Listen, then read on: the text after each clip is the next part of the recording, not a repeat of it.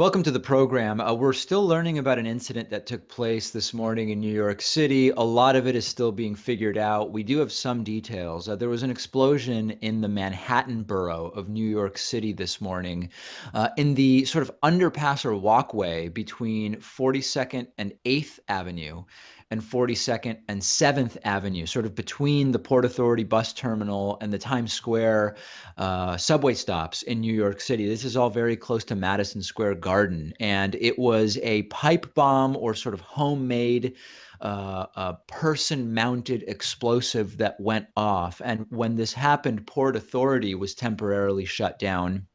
And for people who are not familiar with this part of New York City or Manhattan or New York City in general, you have in Manhattan two major subway and transit stops. One is 8th Avenue and 42nd Street. And 42nd Street, of course, indicative of sort of like the north-south location in Manhattan, 8th Avenue to the west of 7th Avenue.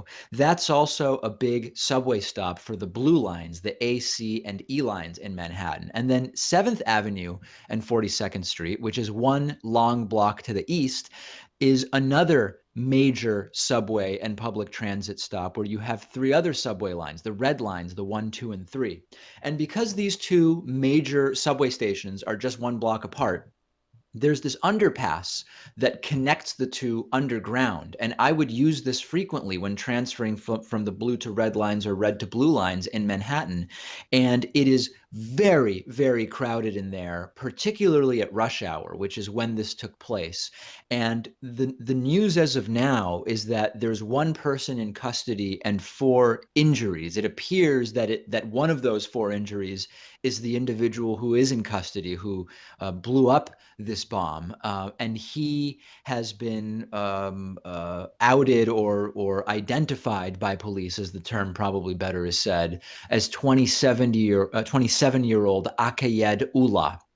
And the belief is that the individual acted alone. It is still early in all of this, but the sort of MO certainly fits what we've seen under the umbrella of allegiances to radical Islamic groups, often no operational connection whatsoever, but someone that we at some point find out seem to have pledged loyalty to one or another radical Islamic group. Sometimes the radical Islamic groups attempting to actually take credit for the incidents, although very often it seems that while there's sort of a shared ideology, that there is no actual operational connection, which makes it no better or worse. It's absolutely horrible.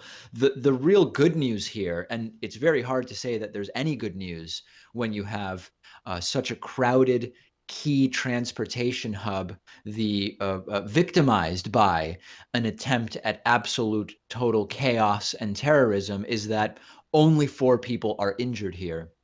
Whether or not that includes the alleged perpetrator, Akayed Ullah, the 27-year-old, it's not totally clear.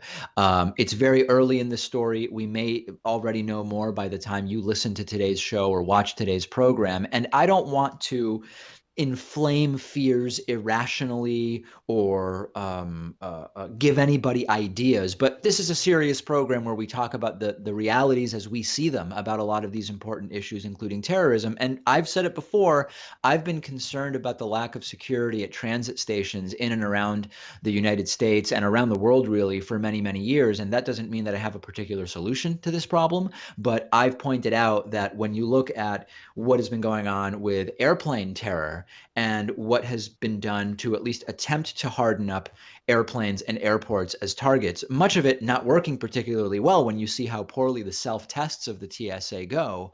I've been pointing out for a long time that subways and subway stations, buses and bus stations, in Europe, more relevantly, trains and train stations, where train is a much more common method of transportation. I have a fear, and I don't think it's an irrational fear.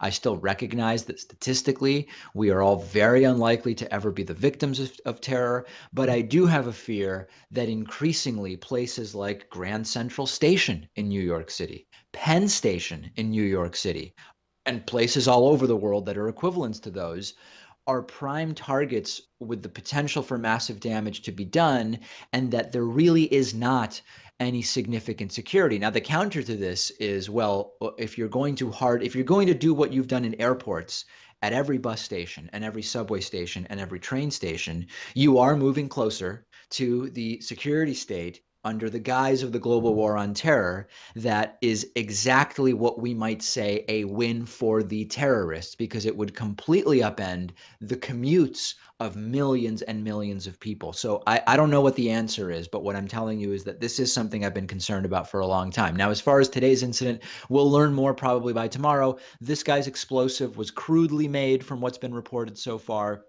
He ended up doing the most damage to himself only, and that's good.